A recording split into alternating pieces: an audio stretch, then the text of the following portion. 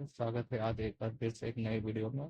आज की वीडियो कक्षा 10 की कृतिका भाग 2 और चैप्टर फर्स्ट माता का आदर आप प्रश्नोत्तर से है। तो चलिए शुरू करते हैं। पहला प्रश्न है कि प्रस्तुत पाठ के आधार पर यह कहा जा सकता है कि बच्चे का अपने पिता से अधिक जुड़ाव था, फिर भी वह विपदा के समय पिता के पास न जाकर माँ की शरण लेता है। आपकी समझ से इसकी वजह क्या हो सकती है? उत्तर होगा, माता से बच्चे का रिश्ता ममता पर आधारित होता है, जबकि पिता से स्नेह आधारित होता है। बच्चे को वीरता के समय अत्यधिक ममता और स्नेह की आवश्यकता थी। भोलानाथ का अपने पिता से अपार स्नेह था, पर जो उस पर विपदा आई तो उसे जो शांति और प्रेम की छाया अपनी माँ की गोद में लाकर मिली, वह शायद उसे पिता से प्राप्त नहीं हो पाती। माँ के आंचल में बच्चा स्वयं को सुरक्षित महसूस करता है। दूसरा जो प्रश्न है कि आपके विचार से भोलानाथ अपने साथियों को देखकर किसी सपना क्यों भूल जाता है? उत्तर होगा, क्षण में रोना क्षण में हंसना बच्चों का स्वभाव होता है। भोलानाथ भी बच्चों की स्वाभाविक आदत के अनुसार अपनी उम्र के बच्चों के साथ खेलने में रुचि लेता था। उसे अपने मित्र मंडली के साथ तरह तरह की क्रीड़ा करना अच्छा लगता था। वे इसके हर खेल व खुद गढ़ के साथी है। अपने मित्रों को मजा करते देख वह स्वयं को रोक नहीं पाता, इसलिए रोना भूलकर वह दोबारा अपनी मित्र मंडली में खेल का मजा उठाने लगता। उसकी मग्नावस्था में उसे सपना में भूल जाता। अगला प्रश्न है, भोलानाथ और उसके साथियों के खेल और खेलने की सामग्री आपके खेल और खेलने की सामग्री से किस प्रकार भिन्न है?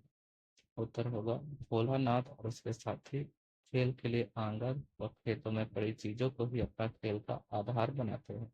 उनके लिए मिट्टी के बर्तन, पत्थर, पेड़ों के फले, गीली मिट्टी, घर के छोटे मोटे सामान आदि वस्तुएं होती थी जिनसे वह खेल कर खुश रहते थे। परंतु आज के बालक जो खेल खेलते हैं वे इनसे पूर्णतः भिन्न है। हमारे खेलने के लिए क्रिकेट का सामान, किचन सेट, डॉक्टर सेट, तरह तरह के वीडियो गेम और कंप्यूटर गेम आदि बहुत सी चीजें हैं जो इनकी तुलना में एकदम अलग है। भोलानाथ जैसे बच्चों की खेलने की सामग्री आसानी से व सुलभता से बिना मूल्य खर्च किए ही प्राप्त हो जाती है, जबकि आज के बच्चों की खेल सामग्री बाजार से खरीदना पड़ता है। पांचवा प्रश्न है कि पाठ में आए ऐसे प्रसंगों का वर्णन कीजिए जो आपके दिल को छू गए। पहला जो प्रसंग है इसमें, भोलानाथ जब अपने पिता की गोद में बैठा हुआ था, आईने में अपने प्रतिबिंब को देखकर खुश होता रहता है। वहीं पिता द्वारा रामायण पाठ छोड़कर देखने पर लजा कर और मुस्कुरा कर आईना रख देना, यहाँ बच्चों को अपने अक्ष के प्रति जिज्ञासा भाव का बड़ा ही मनोहर लगता है। उसका शर्मा कर आईना रखना ही बहुत ही सुंदर वर्णन है।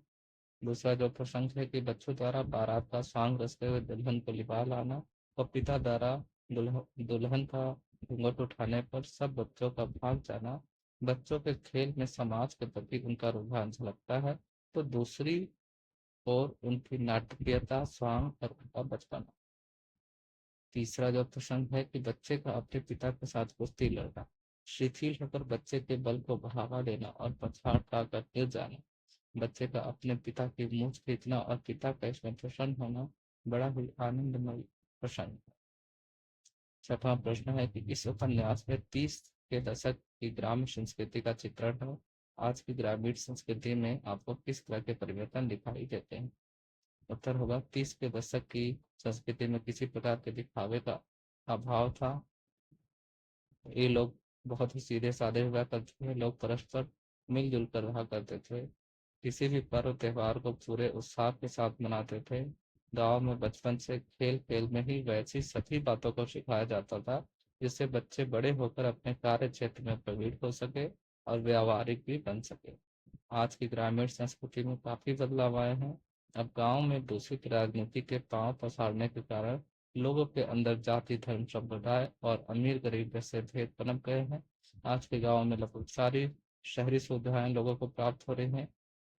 बिजली, पानी, स्कूल, अस्पताल, सड़क और खेती के वैज्ञानिक साधन उपलब्ध है। अगला प्रश्न है कि यहाँ माता पिता का बच्चे के प्रति जो वात्सल्य व्यक्त हुआ है उसे अपने शब्दों में लिखिए। उत्तर होगा, भोलानाथ के पिता अपने पुत्र के प्रति बहुत स्नेह रखते थे।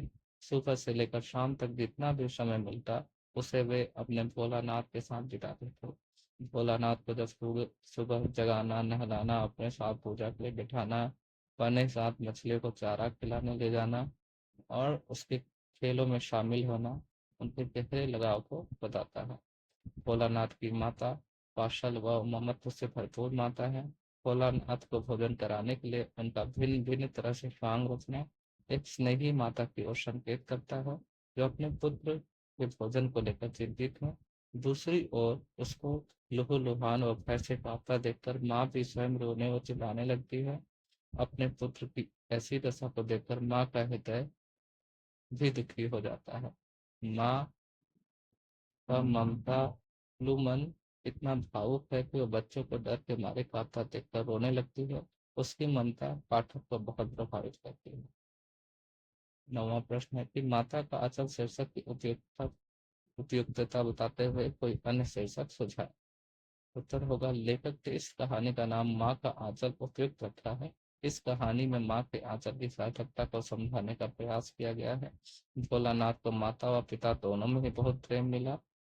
उसका दिन पिता की छत्रछाया में ही शुरू होता। पिता हर क्रीड़ा में सदैव साथ रहते। पिता होने पर उसकी रक्षा करते, परंतु जब वह सांप को देखकर डर जाता तो वह पिता की छत्रछाया के स्थान पर माता की गोद में छिप कर के प्रेम और शांति का अनुभव करता।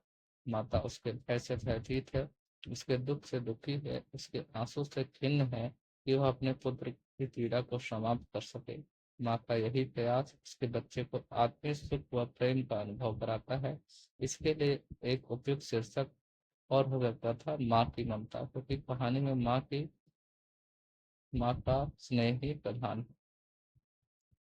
10वां प्रश्न है कि बच्चे माता पिता के प्रति अपने प्रेम को कैसे अभिव्यक्त करते हैं। उत्तर होगा, बच्चे माता पिता के प्रति अपने प्रेम की अभिव्यक्ति कई तरह से करते हैं, जैसे माता पिता की गोद में बैठकर या पीठ पर सवार होकर माता पिता के साथ विभिन्न प्रकार की बातें करके अपना प्यार व्यक्त करते हैं। वे अपने माता पिता से रो धोकर या जिद करके कुछ मांगते हो या फिर बाद में प्रेम अलग अलग तरीके से प्रकाशित करते हैं। माता पिता को कहानी सुनाने या कहीं घुमाने ले जाने की या अपने साथ खेलने को कहकर या तो फिर माता पिता को अपने दोस्तों के बारे में बताकर या किसी रिश्तेदार के बारे में पूछकर। 11वां प्रश्न है कि इस पाठ में बच्चों की जो दुनिया रची गई है वह आपके बचपन की दुनिया से किस तरह भिन्न है। उत्तर का, यह कहानी उस समय की कहानी प्रस्तुत करती है जब बच्चों के पास खेलने के लिए अत्यधिक साधन नहीं थे। वे लोग अपने खेल प्रकृति से ही प्राप्त करते थे, उसी प्रकृति के साथ खेलते थे। उनके लिए मिट्टी, खेत, पानी, पेड़, मिट्टी के बर्तन आदि साधन थे। परंतु आज के बच्चों की दुनिया इन बच्चों से भिन्न है। आज के बच्चे टीवी, कंप्यूटर आदि में ही अपना समय व्यतीत करते हैं या फिर क्रिकेट, बैडमिंटन, चॉकलेट, पिज्जा आदि में ही अपना बचपन बिता देते हैं। इस पर पाठ के प्रश्नोत्तर हमने पूर्ण कर लिए। तो आज के लिए बस इतना ही, मिलते हैं अगले वीडियो में। तब तक के लिए धन्यवाद। जय